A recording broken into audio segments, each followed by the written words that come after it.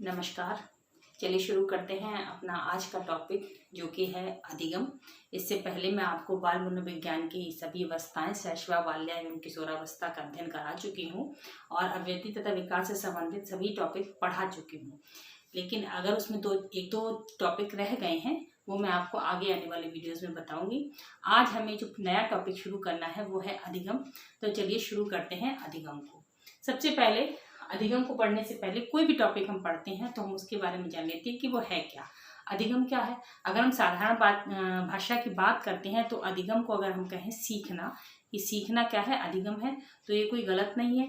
लेकिन इसको समझना है कि अधिगम क्या है। कि देखिए, कोई भी व्यक्ति है, ठीक है, वो अपने जीवन में जो कुछ भी क्या कहते हैं कि इकट्ठा करता है अनुभव से, अपने व्यवहार में परिवर्तन करता है, परिमार्जन करता है, अपने व्यवहार में वृद्धि करता है, ठीक है, उसमें संशोधन करता है। तो ये पूरी प्रक्रिया क्या कहलाती है? ये पूरी प्रक्रिया क्या करती है? अधिगम कहलाती है। वो जो कुछ भी अनुभव इकट्ठा करता है, ठीक है, प्रशिक्षण लेता है किसी चीज़ का, ठीक है, उसके ज्ञान में जो कुछ भी भंडार भरा हुआ है, इन सब से वो करता क्या है? वो क्या करता है कि अपने जो भी उसका व्यवहार है उसमें वो परिवर्तन करता है, ठीक, परिवर्तन करता है, परिवर्तन कर कर नई नई चीज़ों को सीखता है। तो ये पूरी प्रक्रिया क्या कहलाती है? ये अधिगम कहलाती है, ठीक है। तो आपको समझ में आया कि अधिगम क्या होता है? कि हम उदाहरण से समझ लेते हैं कि जैसे कोई बच्चा है, हम इसको उदाहरण से समझाने की कोशिश करते हैं कि कोई बच्चा है, वो क्या करता है, वो उसके सामने कोई आग जल रही है तो वो आग को छू लेगा, ठीक है, छू लेगा, जल जाएगा। जब वो जल जाएगा तो उसे अनुभव पता चलेगा कि ये जो है आग है या ये ऐसी कुछ चीज़ है जिसे छूने से वो जल जाएगा, तो दोबारा वो उस चीज़ को हाथ नहीं लगाएगा। तो उसको इसके क्या हुआ, उसको आग से जलने से अनुभव प्राप्त हुआ, ये कोई गलत चीज़ है, इसको हाथ नहीं लगाना है, ठीक है, तो दोबारा वो उस चीज़ को हाथ नहीं लगाएगा। तो ये प्रक्रिया क्या है? ये एक सीखी हुई प्रक्रिया है जो बच्चे ने अपने अनुभव यानी जलने के अनुभव के बाद प्राप्त की है। तो इसको हम क्या कहते हैं? अधिगम कहते हैं, ठीक है। अब जब हम इतनी बात हमें समझ में आई कि अधिगम है क्या, अब हम जब अधिगम के अर्थ की बात करते हैं तो इसको समझने के लिए हमें समझना पड़ेगा कि अधिगम के दो प्रकार के अर्थ होंगे, एक संकुचित अर्थ, एक व्यापक अर्थ। अगर हम संकुचित अर्थ की बात करते हैं तो अधिगम को, जैसे कि मैंने कहा कि कुछ भी सीखना अधिगम है, ठीक है। संकुचित अर्थ की अगर बात हो रही है तो सीखना एक प्रक्रिया, ये अधिगम कहलाएगा, ठीक है। लेकिन जब हम इसके व्यापक अर्थ में आते हैं, ठीक है, जो कि उसका उचित अर्थ भी है, ठीक, व्यापक या उचित अर्थ जो है अधिगम का है, इसे समझना है। तब क्या कहा गया है कि अनुभव, ज्ञान तथा प्रशिक्षण द्वारा व्यवहार में परिवर्तन की प्रक्रिया अधिगम कहलाती है। 3 शब्दों पर जोर दिया गया है, अनुभव, ज्ञान तथा प्रशिक्षण के द्वारा जो व्यवहार में परिवर्तन होगा उसको हम क्या कहेंगे? वो क्या कहलाएगा? वो प्रक्रिया कहलाएगी अधिगम। इसके साथ एक बात और है कि ये ये हमारे व्यवहार में परिवर्तन होगा वो स्थायी होगा। ऐसा नहीं है कि वो आज होगा और कल वो नहीं होगा। वो परिवर्तन हमारे व्यवहार में आज तो हो गया, हमने किसी चीज़ को सीख लिया, वो परिवर्तन आज तो हो गया, लेकिन थोड़े दिन बाद वो परिवर्तन गायब हो जाएगा, वो हमें सीखी हुई चीज़ हम भूल जाएंगे, तो वो अधिगम नहीं होगा। यदि वो चीज़ हमारे व्यवहार से हट जाती है तो वो अधिगम नहीं कहलाएगा। ये एक आवश्यक शर्त है कि अधिगम जो है स्थायी होना चाहिए, तब तो वो अधिगम, सीखना जो है वो स्थायी होना चाहिए, तब वो अधिगम कहलाएगा। यदि वो स्थायी नहीं है तो वो अधिगम नहीं कहलाएगा। तो यानी, और हम बार बार कह रहे हैं कि अधिगम है क्या? व्यवहार में परिवर्तन, ठीक। मनोविज्ञान का क्षेत्र ही क्या है? व्यवहार। और व्यवहार में परिवर्तन क्या है? व्यवहार में परिवर्तन अधिगम। अधिगम का काम क्या है कि जब किसी चीज़ को सीखा तो सीखने से क्या हो रहा है? हमारे व्यवहार में परिवर्तन हो रहा है, ठीक। अब ये परिवर्तन क्या है? ये परिवर्तन जो है, व्यवहार का जो परिवर्तन है, जो कि हम सीख कर हमारे व्यवहार में परिवर्तन हो रहा है, तो इसे 2 भागों में बांटा गया कि ये व्यवहार परिवर्तन जो है 2 तरह से होता है। कैसे? एक होता है स्थायी तरीके से और दूसरा अस्थायी तरीके से। मतलब ये जो परिवर्तन है 2 तरह का होगा, एक होगा स्थायी परिवर्तन और एक होगा अस्थायी परिवर्तन, ठीक है। तो अब आप समझिए, जब हमने व्यापक अर्थ की बात की थी तो हमें पता चला था कि अनुभव, ज्ञान तथा प्रशिक्षण द्वारा जो व्यवहार में परिवर्तन होगा वो स्थायी होगा। वो परिवर्तन कैसा होगा? जो इन माध्यम से हमें परिवर्तन हमारे व्यवहार में होगा वो स्थायी होगा, ठीक है। आपको इतनी बात क्लियर हो? वो कैसा होगा? स्थायी होगा। इसे समझाने के लिए मैं आपको एक उदाहरण देती हूँ कि जैसे कि यदि कोई बच्चा है, उसे इंग्लिश पढ़ना, लिखना, बोलना नहीं आती है, ठीक है, तो वो उन बच्चों के साथ उठना बैठना पसंद नहीं करता जो इंग्लिश बोल लेते हो या इंग्लिश में आपस में बातचीत करते हो या इनका इंग्लिश स्टैंडर्ड रहा हो, तो वो उन बच्चों के साथ बैठना पसंद नहीं करेगा। ठीक, ये उसका एक व्यवहार है। ठीक, कि वो नहीं पसंद कर रहा है। लेकिन जब वह बच्चा इंग्लिश स्पीकिंग कोर्स ज्वाइन कर लेता है और अच्छे से इंग्लिश बोल लेता है, उसको समझने लगता है, तब उसके व्यवहार में एक परिवर्तन आएगा कि अब वो उन बच्चों के साथ बैठने में झिझकेगा नहीं, इंग्लिश बोलने में झिझकेगा नहीं, उसका अपने आप एक इंग्लिश बोलने का कौशल निखर कर आएगा। ठीक है, तो ये क्या हुआ, ये उसके व्यवहार में परिवर्तन ही तो हुआ कि कहाँ वो उन बच्चों के साथ बैठना नहीं चाह रहा था, इंग्लिश बोल नहीं पा रहा था, पर अब वो बोल भी रहा है। उसने अपने व्यवहार को परिवर्तित किया, उन बच्चों से घुलने मिलने लगा, तो ये उसके व्यवहार का परिवर्तन हो गया। तो ये उसको हुआ कैसे? अब ऐसा तो है नहीं कि आज उसने इंग्लिश बोलना सीख लिया कल को भूल जाएगा, ऐसा नहीं। क्यों उसका ये इंग्लिश बोलना स्थायी हो गया? क्योंकि उसने प्रशिक्षण प्राप्त किया है, उसने एक कोर्स किया है, इंग्लिश स्पीकिंग का कोर्स किया है, जिसके माध्यम से उसे क्या मिला? प्रशिक्षण मिला। और उस प्रशिक्षण के द्वारा से हुआ क्या? उसका ज्ञान स्थायी हो गया। ठीक, उसने सीख लिया, बोलने का प्रयास किया, बार बार अभ्यास किया, जिससे क्या हुआ? उसका ज्ञान स्थायी हो गया। अब इंग्लिश बोलना वो जीवन पर्यंत सीखा रहेगा। ऐसा नहीं कि आज सीख कर कल परसों वो 2 दिन बाद भूल जाएगा, ऐसा नहीं होगा। ठीक है, तो यही बात व्यापक अर्थ में कही जा रही है।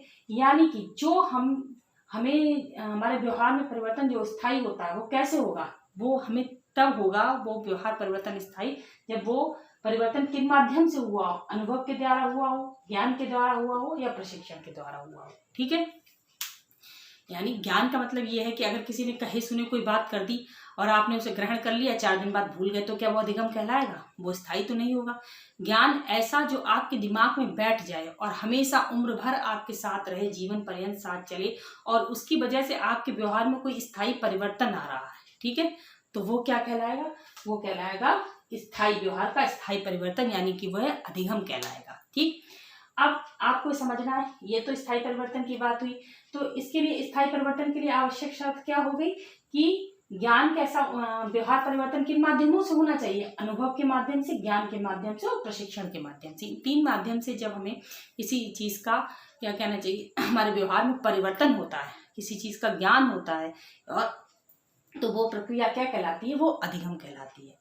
इसी के विपरीत, इसका मतलब इसके विपरीत क्या है? अस्थायी व्यवहार परिवर्तन। ठीक, व्यवहार में कैसा परिवर्तन? अस्थायी। जब इन 3 शब्दों पर जोर दिया जा रहा है, आप ये समझिए, अनुभव, ज्ञान और प्रशिक्षण के द्वारा व्यवहार में परिवर्तन, इसका मतलब इन 3 शब्दों पर जोर दिया जा रहा है, तो इसका मतलब कुछ और भी ऐसे कारक होंगे जो व्यवहार में परिवर्तन ला सकते हैं। ठीक है, तभी तो इन 3 शब्दों पर जोर दिया गया, नहीं तो सीधे से यही कह दिया जाता है किसी भी माध्यम से अगर व्यवहार में परिवर्तन हो रहा है तो वो अधिगम है। पर ये तो नहीं कहा गया। कहा क्या गया कि अनुभव, ज्ञान तथा प्रशिक्षण के द्वारा जो व्यवहार में परिवर्तन हो रहा है और जो स्थायी परिवर्तन है, वो क्या कहलाएगा? वो अधिगम कहलाएगा। इसका मतलब कि कुछ और भी ऐसे कारक हैं जो हमारे व्यवहार में परिवर्तन लाते हैं। वही कारक हमें किसके अंतर्गत पढ़ने हैं? इस अस्थायी परिवर्तन के अंतर्गत। मतलब अस्थायी जो परिवर्तन, हमारे व्यवहार में जो अस्थायी परिवर्तन हो रहा है, वो किन कारणों से होता है? देखिए, समझ लीजिए, ये परीक्षाओं के प्रश्न भी बनते हैं। ये कारक कौन कौन से होंगे? थकान, बीमारी, परिपक्वता, संवेग, मादक पदार्थों का सेवन। इनसे क्या होता है? ये कौन कौन से कारक मैंने बताए? थकान, बीमारी, परिपक्वता, संवेग, मादक पदार्थों का सेवन। ये कुछ ऐसे कारक हैं जो व्यक्ति के व्यवहार में क्षणिक परिवर्तन ला देते हैं, यानी कुछ समय के लिए। हो सकता है वो परिवर्तन 1-2 दिन रहे और 1-2 दिन बाद वो समाप्त हो जाए, या कुछ घंटे रहे, कुछ घंटे बाद समाप्त हो जाए, तो वो अस्थायी हो गए, यानी कि थोड़े से समय के लिए हुए। तो ऐसे परिवर्तन क्या कहलाएंगे? अस्थायी परिवर्तन। और क्या ये परिवर्तन अधिगम कहलाएगा? क्योंकि अधिगम के साथ एक आवश्यक शर्त जुड़ी हुई है, ये जो है स्थायी होने चाहिए और जीवन पर्यंत व्यक्ति के साथ रहने चाहिए और उसके व्यवहार को परिवर्तित करना चाहिए। लेकिन ऐसा नहीं हो रहा। ये अस्थायी जो परिवर्तन हो रहे हैं, ये कुछ समय के लिए तो रहेंगे, कुछ समय बाद समाप्त हो जाएंगे, यानी कोई अधिगम तो नहीं हुआ। तो यदि आपसे ऐसे प्रश्न पूछ दिया जाए कि थकान या बीमारी के कारण यदि व्यक्ति के व्यवहार में जो परिवर्तन हो रहा है, क्या वो अधिगम है? तो वो अधिगम नहीं है। ठीक है, या फिर अगर आपसे ये पूछ दिया जाए वो किस प्रकार का व्यवहार परिवर्तन है, तो वो अस्थायी व्यवहार परिवर्तन है। इन चीजों को आपको समझना है। तो सबसे पहले जैसे हम थकान और बीमारी की बात करते हैं, तो आपने देखा होगा कि किसी व्यक्ति का स्वभाव है वो चलता फिरता रहता है, खेलता कूदता रहता है, काम में मस्त रहता है, लेकिन ये जब वो व्यक्ति थक जाए या बीमार हो जाए तो वो बिस्तर पर लेटने का प्रयास करेगा। तो उसके व्यवहार में परिवर्तन हो रहा है ना। कि चलने फिरने वाला व्यक्ति यदि बीमार हो गया तो वो क्या करेगा, लेट जाएगा, लेट कर आराम करने की कोशिश करेगा। और बीमार व्यक्ति क्या होता है, बिस्तर पे हॉस्पिटलाइज हो गया मान लीजिए, तो वो उसके व्यवहार में क्या परिवर्तन आता है, कभी कभी ऐसा होता है कि उसकी आवाज़ धीमी हो जाती है, चाल उसके चलने फिरने में धीमा क्रम आ जाता है, चाल उसकी धीमी हो जाती है, ठीक है, बातचीत करने का क्रम बदल जाता है, हो सकता है वो बहुत बोलने वाला हो, बीमारी के कारण कम बोलने लगता हो, ठीक है। तो ये परिवर्तन किस कारणों से आ रहा है, थकान और बीमारी की वजह से। परंतु इसी के जब वो व्यक्ति अपनी नींद पूरी कर ले, उसकी थकान उतर जाए या उसकी बीमारी जब ठीक हो जाती तो क्या उसका व्यवहार वैसा ही रहता है, वैसा नहीं रहता है ना। जब थकान उतरेगी तो वापस अपनी सामान्य जिंदगी में आ जाएगा, फिर चलने फिरने लगेगा, कार्य करने लगेगा, स्फूर्ति से भर जाएगा। जब बीमारी ठीक होगी तो आदमी का खून का संचार शरीर में बढ़ेगा, ठीक है, सारी बीमारियां शरीर से निकल गई तो आवाज़ भी तेज होगी, चाल भी तेज होगी और वापस शरीर स्फूर्ति से भर जाएगा। तो ये परिवर्तन कैसे हुए, ये अस्थायी परिवर्तन तो हैं, थोड़ी देर के लिए हुए, थोड़े समय के लिए और खत्म हो गए। ठीक, ये बात समझ में आ गई। संवेग की बात करते हैं तो संवेग में क्या होता है, अगर हम किसी दुखद बात को सुनते हैं या किसी दुखद घटना को देख लेते हैं तो अचानक क्या होता है कि हम रोना शुरू कर देते हैं, रोने लगते हैं, ठीक है, या बहुत कुछ दिन तक हम किसी चीज़ का अफसोस मनाए बैठे रहते हैं, तो किसी से बोलना नहीं, चालना नहीं, बहुत दुख की कोई बात हो गई, 2-4 दिन तक हम नहीं बोल रहे हैं, चल रहे हैं, रो रहे हैं, तो ये हमारे व्यवहार का परिवर्तन ही तो हो रहा है। कि कहाँ तो हंसते बोलते थे और जब हमने कुछ दुखद सुन लिया या देख लिया तो मन इतना विचलित हो गया कि ऐसा लगता है एकांत में बैठे रहें। इस तरीके का व्यवहार क्या है, हमारे व्यवहार में परिवर्तन हो गया। परंतु क्या ऐसा परिवर्तन जीवन भर बना रहता है? भाई कोई तो दिन ऐसा आता है, 2-4 दिन बाद ये दिन आएगा कि जब आप उस दुखद घटना को भूल जाएंगे और अपनी सामान्य जिंदगी जीने लगेंगे। तो जो व्यवहार का परिवर्तन है वो अधिगम तो नहीं कहलाएगा ना। क्यों कहलाएगा? क्योंकि भाई आपका तो व्यवहार वापस बदल कर वैसा ही हो गया, आप वापस अपनी दुनिया में मस्त हो गए, टीवी देखने लगे, खुश रहने लगे, ठीक है। या बहुत कोई खुशी की बात हुई, मान लीजिए आपका किसी परीक्षा में सिलेक्शन हो गया, आप बहुत खुश हो गए, तो आपके अंदर बहुत खुशी हो गई, बहुत अच्छा लग रहा है, बहुत नाच रहे हैं, कूद रहे हैं। 1-2 दिन तक आप इतने खुशी रहेंगे, शहर भर में मिठाइयाँ बांटेंगे, खुश होंगे कि हाँ भाई मेरे साथ बहुत अच्छा हो गया, ठीक है। लेकिन ऐसा तो नहीं कि आप रोज मिठाई बांटने निकल जाएंगे, रोज आप नाचते कूदते रहेंगे। तो ये क्या है, कुछ समय के लिए ये बदलाव हुआ है, तो ये अस्थायी परिवर्तन हो रहा है। समझ में आ रहा है ना। इसके बाद क्या आता है, मादक पदार्थों का सेवन। जब कोई व्यक्ति कोई नशे की चीज यूज कर लेता है, शराब पी ली या कुछ भी नशे की चीज यूज की, तो उसके व्यवहार में क्या होता है, उसका मस्तिष्क जो है उसके कंट्रोल से बाहर हो जाता है। जब मस्तिष्क कंट्रोल से बाहर हो जाता है तो वो अजीब से व्यवहार करने लगता है। आपने कभी भी कोई शराबी अगर देखा तो आप देख लीजिए, करोड़ों की बातें करेगा कि हम ताजमहल खरीद लेंगे, हम ये खरीद लेंगे, हम वो खरीद लेंगे, नहीं तो उल्टी सीधी बातें करना। लेकिन जब उसका नशा उतर जाता है तब क्या वो ताजमहल खरीद पाता है? नहीं खरीद सकता ना। क्या वो करोड़ों की बातें कर सकता है? वो अपने आप को राजा समझता है। लेकिन जब नशा उतरता है तो उसे पता चलता है कि वो सामान्य व्यक्ति है, ना कि कोई राजा है। तो जब नशे में था तो उसके व्यवहार में परिवर्तन हुआ। तो ये जो परिवर्तन है ये क्षणिक है, ना कि जो है ये जीवन पर्यंत चलने वाला है। नशे के कारण उसके मस्तिष्क संतुलन में नहीं रहा और उसके व्यवहार में परिवर्तन हो गया। पर ये परिवर्तन जब उसका नशा उतरा तब ये परिवर्तन भी खत्म हो गया। तो ये क्या है, ये व्यवहार का परिवर्तन कैसा हो गया, अस्थायी। तो यदि आपसे कोई पूछता भी है, ये प्रश्न आपकी परीक्षा में बन जाता है कि थकान, बीमारी, परिपक्वता, संवेग या मादक पदार्थों के सेवन से होने वाले परिवर्तन अधिगम कहलाएंगे, तो वो अधिगम नहीं कहलाएंगे, क्योंकि अधिगम की शर्त क्या है, स्थायी। और ये कारक आप याद कर लीजिएगा, नोट कर लीजिएगा, ये पूछे भी जा सकते हैं परीक्षाओं में। समझी हुई चीज होगी पर प्रश्न कितना भी घुमा कर पूछा जाए सॉल्व कर लेंगे। यदि समझा हुआ नहीं है तो प्रश्न सॉल्व करने में दिक्कत आएगी, इसलिए अच्छे से समझ लीजिए, ठीक है। तो इतनी बात आप सबको समझ में आ गई जो मैंने आपको समझाया कि व्यवहार में परिवर्तन क्या कहलाता है, आपका अधिगम कहलाता है, जबकि वह स्थायी हो, जीवन पर्यंत आपके साथ रहे, ठीक है। व्यापक अर्थ में अधिगम की परिभाषा मैंने बताई। अनुभव, ज्ञान और प्रशिक्षण को याद रखिएगा। इन 3 के माध्यम से ही जो है स्थायी सीखना या अधिगम हो सकता है, ठीक है। इसके बाद कुछ मनोवैज्ञानिकों ने परिभाषाएं दी हैं जो मैं आपको बताना चाहूंगी, क्योंकि ये भी परीक्षाओं में पूछी जाती हैं। आप इन सबको पढ़ लीजिए। सबसे पहले क्या हुआ, स्किनर महोदय ने बताया कि सीखना व्यवहार में उत्तरोत्तर सामंजस्य या उन्नयन की प्रक्रिया है। क्या सीखने से क्या होता है, कोई भी चीज या अधिगम, किसी भी चीज का अधिगम जो है आपके व्यवहार में क्या कह रहा है, व्यवहार में उत्तरोत्तर उन्नयन या सामंजस्य की प्रक्रिया है। जब आप किसी चीज को सीख लेते हैं तो आपका व्यवहार ऊपर की ओर बढ़ता है। ठीक है, किसी चीज को सीखा है तो व्यवहार जो है प्रगति की ओर बढ़ रहा है, ना कि वो नीचे घट रहा है। यही स्किनर महोदय ने अपने शब्दों में बात कही है कि व्यवहार में उत्तरोत्तर सामंजस्य की प्रक्रिया या उन्नयन की प्रक्रिया क्या है, सीखना है या अधिगम है। ये स्किनर महोदय के शब्द थे कि यदि वो क्या करता है कि जब वो कोई चीज सीख लेता है तो उसके व्यवहार में ऑटोमेटिक ऐसा परिवर्तन आता है कि वो जो है उन्नयन की तरफ बढ़ता है, या फिर क्या कहते हैं वो सामंजस्य करना सीख जाता है सीखने के माध्यम से। ठीक है, ये स्किनर महोदय ने कहा।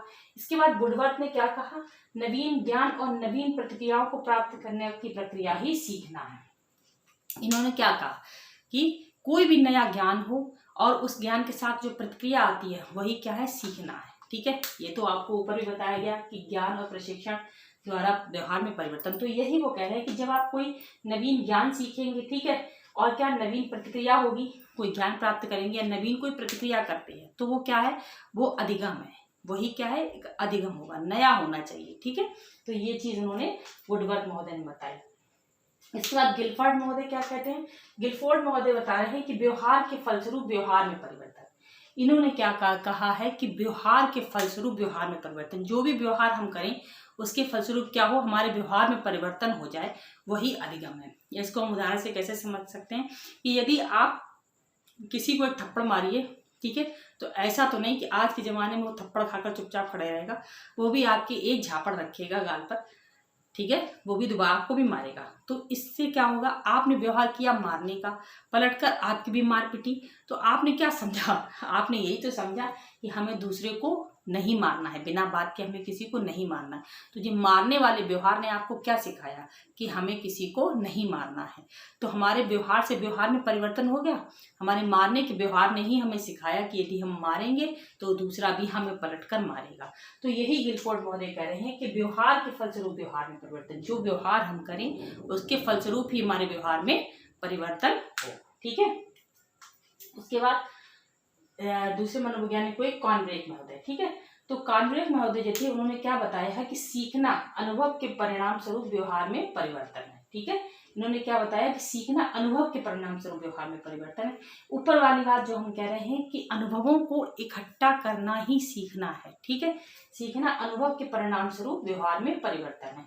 मतलब आप अनुभवों से को इकट्ठा कीजिए और इकट्ठा कर जब आपके व्यवहार में जो परिवर्तन होता है तो वो क्या कहलाएगा, वो सीखना कहलाता है या अधिगम कहलाता है। ठीक, क्योंकि वो ज्ञान स्थायी होगा। भाई अनुभव की बात हो रही ना, तो अनुभव से प्राप्त ज्ञान कैसा होगा, या अनुभव से जो आपके व्यवहार में परिवर्तन होगा वो कैसा होगा, वो स्थायी होगा। तो वही बात कॉनरेड महोदय कह रहे हैं कि सीखना अनुभव के परिणाम स्वरूप व्यवहार में परिवर्तन है। ठीक, ये बात समझ में आ गई आप सबके। इसके बाद हमें क्या पढ़ना है, इसकी विशेषताएं पढ़नी है। किसकी विशेषताएं हैं, ये अधिगम की विशेषताएं, और इन विशेषताओं को बताने वाले मनोवैज्ञानिक का नाम है योकम एवं सिम्पसन। ठीक है, एक मनोवैज्ञानिक हुए हैं योकम और सिम्पसन। इन्होंने इन जो विशेषताएं हैं अधिगम की, इनकी चर्चा की है। चलिए एक एक करके इनको समझ लेते हैं। सीखना जीवन पर्यंत चलता है। ठीक है, सीखने की जो प्रक्रिया है व्यक्ति का जीवन पर्यंत चलती है। ये धीमी या तेज हो सकती है, पर ये हमेशा बंद हो जाए ये नहीं हो सकती। जीवन पर्यंत, जब तक कि व्यक्ति अपने मरणावस्था मतलब मृत्यु तक नहीं पहुंचता तब तक वो जीवन में कुछ ना कुछ सीखता ही रहता है। ये सीखने की एक महत्वपूर्ण विशेषता है। ठीक है, इसको निरंतरता भी कहते हैं। अगर आपसे पूछ दिया जाए निरंतरता सीखने की विशेषता है या नहीं, तो ये यही बात कह रहा है। अगर निरंतरता यानी जीवन पर्यंत चलना। ठीक, कभी बंद नहीं होना। व्यक्ति अपने जब शैशवावस्था से लेकर अपनी वृद्धावस्था तक कुछ ना कुछ सीखता ही रहता है, क्योंकि जीवन भर अनुभव प्राप्त करता है कुछ ना कुछ, किसी दूसरों से, अपने आप से, ठीक है, समाज से, वो कुछ ना कुछ अनुभव प्राप्त करता रहता है। ये प्रक्रिया जीवन पर्यंत चलती है। तो सीखने की एक विशेषता क्या हो गई कि सीखना जीवन पर्यंत चलता है या निरंतरता। और दूसरे नंबर की विशेषता है सीखना सार्वभौमिक है। ठीक, सार्वभौमिक से मतलब क्या है कि हर प्रजाति सीखती है। सार्वभौमिक मतलब हर कोई सीखता है। इसका मतलब क्या कि चाहे वो मानव हो, पशु हो, पक्षी हो, जंतु हो, सीखने की प्रक्रिया हर किसी पे लागू होती है, हर कोई सीखता है। मानव का सीखना तो आपको पता है, आप जन्म से लेकर मृत्यु तक आप कुछ ना कुछ सीखते रहते हैं, सब जानते हैं। पर जानवर भी सीखते हैं, जानवरों में भी सीखने की प्रक्रिया होती है। कैसे? आपने देखा होगा, आपने बंदरों को नाचते देखा होगा, घोड़ों को नाचते देखा होगा, ठीक है, तोतों को आपने बोलते सुना होगा। तो क्या ये प्रक्रिया उनकी जन्मजात है, उनकी मूल प्रवृत्ति है? ऐसा तो नहीं कि बंदर का काम नाचना है या घोड़े का काम जो है वो नाचना है, ठीक है, ऐसा नहीं है। ये उनको सिखाया गया है। आपने सर्कस में जानवर देखे हैं, कोई जानवर होता है आग के गोला जैसा बना दिया जाता है, उसके अंदर कूद रहा है, या कोई नाच रहा है, सिटिंग कर रहा है, तो ये सब ये सब क्या है? ये उनको सिखाया गया, उनके ट्रेनर ने उन जानवरों को सिखाया है। अगर सीखना सार्वभौमिक नहीं होता, पशु पक्षी नहीं सीख पाते, तो क्या सर्कस में जो जानवर हैं वो करतब करके दिखला पाते? नहीं दिखला पाते ना। तो इसलिए सीखना सार्वभौमिक है, मतलब हर प्रजाति, चाहे मानव हो, जंतु हो, सीखने की प्रक्रिया हर किसी में होती है, हर कोई सीखता है, ठीक है। तो ये दूसरी विशेषता हो गई सार्वभौमिक। उसके बाद सीखना विकास है, ठीक। सीखना क्या है? विकास है। सबसे पहले विकास को मैंने बताया था, विकास में क्या पढ़ते हैं हम लोग? व्यवहार में परिवर्तन, ठीक। सीखने विकास के अंतर्गत क्या होता है? व्यवहार में परिवर्तन। और सीखना क्या है? सीखने क्या क्या बताया मैंने? सीखना मैंने व्यवहार में परिवर्तन बताया, ठीक है।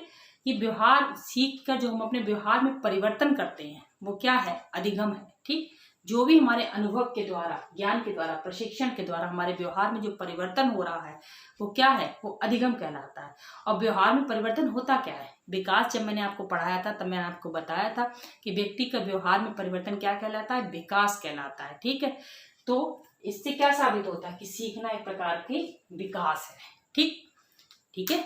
अनुभव, ज्ञान और प्रशिक्षण के द्वारा क्या हुआ? व्यक्ति ने अपने व्यवहार में परिवर्तन कर दिया, और व्यवहार में परिवर्तन क्या होता क्या है? विकास होता है। इसका मतलब सीखने से व्यक्ति का विकास होता है, ठीक है। क्लियर होगी बात? अब क्या? सीखना उद्देश्यपूर्ण है। सीखना एक उद्देश्यपूर्ण प्रक्रिया है। इससे क्या मतलब हुआ? कि सीखने के लिए कोई उद्देश्य होना बहुत जरूरी है। देखिए, जब कोई उद्देश्य होगा तो सीखने की प्रक्रिया में जो होगी वो प्रबल होगी और उसमें बहुत गति होगी, ठीक है। अगर बिना किसी उद्देश्य के हम कोई चीज़ सीखने का प्रयास कर रहे हैं तो उसमें सफलता मिलना मुश्किल है। लेकिन कोई उद्देश्य लेकर हम किसी चीज़ को सीखना शुरू करते हैं तो उसमें सफलता निश्चित तौर पर मिलती है। जैसे कि आप परीक्षाओं की तैयारी कर रहे हैं तो तैयारी किस लिए कर रहे हैं? आपने एक उद्देश्य अपना निर्धारित किया हुआ है कि हमें सरकारी नौकरी प्राप्त करनी है, टीचर बनना है। तभी तो आप यूपी टेट की तैयारी कर रहे हैं, सुपर टेट की तैयारी कर रहे हैं, इसीलिए तो कर रहे हैं ना। तो ये प्रक्रिया क्यों कर रहे हैं? क्योंकि आपने एक उद्देश्य धारण किया हुआ, इसीलिए आप इतनी मेहनत कर रहे हैं, इतने जोर शोर से तैयारी में लगे हुए हैं, ठीक है ना। अब यही आपको कोई परीक्षा नहीं देनी है, कुछ नौकरी नहीं प्राप्त करनी है, सामान्यतः क्या आप ये पढ़ाई करेंगे? नहीं करेंगे ना। तो सीखने में जब उद्देश्य होगा तभी आपकी प्रक्रिया जो है वो तेज होगी, प्रबल होगी। तो सीखना एक उद्देश्यपूर्ण प्रक्रिया है कि सीखने के लिए एक उद्देश्य होना बहुत जरूरी है, ठीक है। इतनी बात क्लियर होगी। सीखना अनुकूलन है। सीखने से क्या कि व्यक्ति अनुकूलन कब कर सकता है? जब वो सीखता है, ठीक। व्यक्ति अनुकूलन की प्रक्रिया कब कर सकता है? कि जब वो सीख रहा है। अगर वो सीख नहीं रहा तो वो अनुकूलन भी नहीं कर सकता है, ठीक है। बात समझ रहे हैं ना। यदि वो सीख नहीं रहा है तो वो अनुकूलन भी नहीं कर सकता। जैसे कि आपने जब लेमार्क के डार्विन का अगर सिद्धांत पढ़ा हो तो आपने देखा होगा कि उन्होंने जिराफ का उदाहरण दिया था कि पहले जो जिराफ थे वो छोटी गर्दन के होते थे, लेकिन जैसे जैसे वातावरण में चेंज आता गया, उन जिराफ को जब जमीन की घास नहीं खाने को मिली तो उन्होंने अपनी गर्दन को ऊपर करके पेड़ पौधों से जब खाना शुरू किया तो धीरे धीरे उनकी गर्दन लंबी होती गई। यही तो बताया है इस तरीके का। तो ये क्या है? उन्होंने जो उनको वातावरण मिला, उनको घास नहीं मिल रही तो उन्होंने पेड़ों के साथ अपना अनुकूलन, अपने वातावरण के साथ अपना अनुकूलन करना प्रारंभ किया, और धीरे धीरे क्या हुआ? सीख कर उन्होंने अपनी गर्दन को लंबा कर लिया, ऊपर कर करके उन्होंने सीखा कि हमें ऊपर पेड़ से खाना है, ठीक है। तो इस तरीके के जो उदाहरण है वो किस बात को बताते हैं? कि सीखना अनुकूलन है। मतलब कि आप सीख कर ही अनुकूलन की प्रक्रिया को अपना सकते हैं। यदि आप सीखेंगे नहीं तो अनुकूलन नहीं कर सकते किसी के साथ, ठीक है। आपको किसी के साथ कोई व्यक्ति पसंद नहीं है, समझिए आप, कोई व्यक्ति आपको पसंद नहीं है, लेकिन क्या उसके साथ रहना जरूरी है, तो आप क्या करेंगे? धीरे धीरे अपने व्यवहार को बदलने का प्रयास ही तो करेंगे। तो वो कैसे करेंगे? भले ही आपको पसंद हो या ना पसंद हो, आप अच्छा बनने सीखेंगे कि हम इसके साथ कैसे व्यवहार करें जो लड़ाई दंगा ना मचे। समझ में आया? तो क्या है? सीखना अनुकूलन है। समझ में आया? इसके बाद क्या? अधिगम अनुभवों का सीखना परिवर्तन है। इसके बाद क्या है, सीखना परिवर्तन है। इतनी मैंने आपको ये बताया, ऊपर में मैं आपको समझा चुकी हूँ कि सीखना ही व्यवहार में परिवर्तन है। ठीक है, सीख कर ही व्यक्ति अपने व्यवहार में परिवर्तन कर सकता है, अधिगम के माध्यम से ही वो अपने व्यवहार में परिवर्तन कर सकता है। यही बात इस विशेषता में भी कही गई है। ठीक है, उसके बाद क्या है कि अधिगम अनुभवों का संगठन। अगली विशेषता उन्होंने क्या बताई कि अधिगम जो है वो अनुभवों का संगठन है। ठीक है, तो ये क्या है कि भाई अधिगम के अंतर्गत क्या है, आप जो अनुभव इकट्ठे कर रहे हैं, ठीक है, जो अनुभव आपके इकट्ठे कर रहे हैं वही तो अधिगम है, उन्हीं से तो आपने सीखा है, अनुभवों के माध्यम से ही तो सीखा है। तो जीवन पर्यंत आपने अनुभव इकट्ठे किए हैं, तभी तो सीखने अधिगम की प्रक्रिया हुई है, तभी तो आपके व्यवहार में स्थायी परिवर्तन आया है। क्या बिना अनुभव के, बिना कुछ सीखे आप अपने व्यवहार में स्थायी परिवर्तन ला सकते थे? नहीं ला सकते थे ना।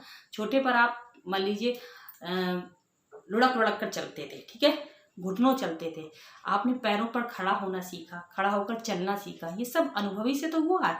ऐसा तो नहीं कि आप मतलब आपने जो है बस कुछ प्रयास नहीं किया और उठकर बस सीधे से आपको चलना अपने आप आ गया। धीरे धीरे आपके माँ बाप ने आपको उंगली पकड़कर चलना सिखाया, तब चलना आया। तो ये क्या, जीवन पर्यंत जो भी आप अनुभव इकट्ठे करते हैं, अनुभवों का संगठन क्या है, वो है अधिगम। ठीक, ये बात क्लियर हो गई। इसके बाद क्या है, अधिगम व्यक्तिगत और सामाजिक दोनों है। ठीक, इसका क्या मतलब हुआ कि अधिगम जो है व्यक्तिगत भी है। आप समझने की कोशिश कीजिए, व्यक्ति अपने आप से बहुत कुछ सीखता है, अपनी गलतियों से सीखता है। यदि हम कोई गलती, जैसे कि मैंने अभी आपको उदाहरण बताया कि बच्चे ने आग छू ली तो आग से जल गया, दोबारा उसको नहीं छूगा, तो इसका ये व्यक्तिगत अनुभव हुआ। ठीक है, कि आग को छूने से वो जल जाएगा। ठीक है, समझ में आ रहा। बिजली में अगर उसने हाथ लगाया, उसको करंट लगा, तो दोबारा हाथ नहीं लगाएगा, इसे छूने से करंट लग जाएगा। ये उसके व्यक्तिगत अनुभव है, यानी कि वो अपने अनुभव से सीख रहा है, अपने व्यक्तिगत अनुभव से उसे सीखने का प्रयास मिल रहा है कि किसी भी ऐसी चीज को जो हमें नुकसान पहुंचाएगी उसको नहीं छूना चाहिए। ठीक, ये तो हो गया व्यक्तिगत अनुभव। लेकिन सामाजिक, ये दोनों है, समझ में आया, व्यक्तिगत और सामाजिक। व्यक्तिगत तो आपने समझ लिया, सामाजिक क्या, योकम एवं सिम्पसन कहते हैं कि बिना सामाजिक वातावरण के अधिगम की प्रक्रिया संभव नहीं है। तो यानी कि अब ऐसे देखिए, इस बात को कैसे समझ सकते हैं कि एक अकेला व्यक्ति क्या जीवन भर अकेला ही रह के काम चल सकता है? वो अपने घर में बंद बना रहे, सामाजिक लोगों से नहीं मिले, ना बाहर निकले, ना चाले, तो क्या उसका विकास संभव है? क्या उसके व्यवहार में परिवर्तन संभव है? और जब व्यवहार में परिवर्तन नहीं हो रहा है तो अधिगम की प्रक्रिया कहाँ से हो जाएगी? नहीं होगी, क्योंकि उसके पास तो कोई अनुभव ही नहीं इकट्ठे हो रहे हैं। ये अनुभव इकट्ठे होंगे कैसे, उसके पास एकत्र कैसे होंगे?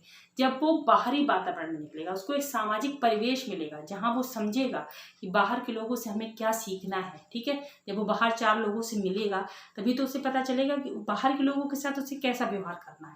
तो जब तक एक सामाजिक वातावरण उसके सामने इकट्ठा नहीं होगा तब तक वो नहीं समझ सकता कि उसको किस प्रकार से कैसे व्यवहार करना है। अकेला व्यक्ति कुछ नहीं कर सकता, उसको एक सामाजिक वातावरण चाहिए सीखने के लिए, तो वो उसे किससे मिलेगा? समाज से मिलेगा। तो इसका मतलब अधिगम कैसा हुआ? व्यक्तिगत और सामाजिक दोनों है। ठीक है, ये बात क्लियर हो गई। उसके बाद सीखना क्या है? खोज करना है। ठीक, ये कह रहे हैं कि खोज कर कर व्यक्ति सीख सकता है। ये कह रहे हैं कि खोज कर कर व्यक्ति सीख सकता है। खोज करके सीखने से क्या मतलब, अब जैसे आप साइंटिस्ट लोग होते हैं, तरह तरह की खोज करते हैं, खोज कर कर क्या करते हैं, एक नया एक्सपेरिमेंट तैयार करते हैं। किसी ने रॉकेट बनाया, किसी ने ग्लाइडर बनाया, तो धीरे धीरे करके खोज ही तो करी। खोज कर कर के उन्होंने सीखा कि इस तरीके से करने से ये नई चीज बन सकती है, तो ये सीखा उन्होंने, ये अधिगम प्राप्त किया, तभी तो आज इतने बड़े बड़े आविष्कार संभव हैं। ठीक है, बिना सीखे क्या कोई ऐसे आविष्कार कर सकता है? तो धीरे धीरे उन्होंने अपनी खोज की प्रक्रियाएं की और खोज कर कर कर क्या किया, वो नए नए अनुभव इकट्ठा करते गए जिनसे वो सीखते गए और सीख कर उन्होंने एक नई चीज का निर्माण कर दिया। तो क्या हुआ, तो इससे क्या समझ में आया कि सीखना खोज करना है। ठीक है, वो कुछ भी हो सकता है, आपकी पढ़ाई भी हो सकती है, आपकी घर गृहस्थी भी हो सकती है, या अगर आप बहुत किसी साइंटिस्ट वगैरह है तो साइंटिस्ट वाली दुनिया में आप इस तरह की खोजों को कर सकते हैं। तो सीखना क्या है? खोज करना है। सीखना वातावरण की उपज है। ठीक, अब ये क्या कह रहे हैं, सीखना जो है वातावरण की उपज है। कैसे?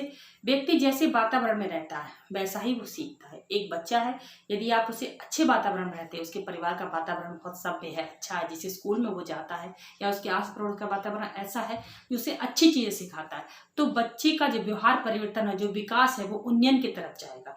लेकिन यही अगर आप उल्टा उस बच्चे को किसी ऐसे माहौल में डाल दें जहाँ की चोरी चकारी हो रही हो, लोग एक दूसरे से अच्छे से बात नहीं करते हो, या गलत वातावरण है, तो क्या होगा, बच्चा वही सब चीजें सीखेगा, तो उसके व्यवहार का परिवर्तन कैसा होगा, वैसा ही तो होगा। समझ में आ रहा है ना।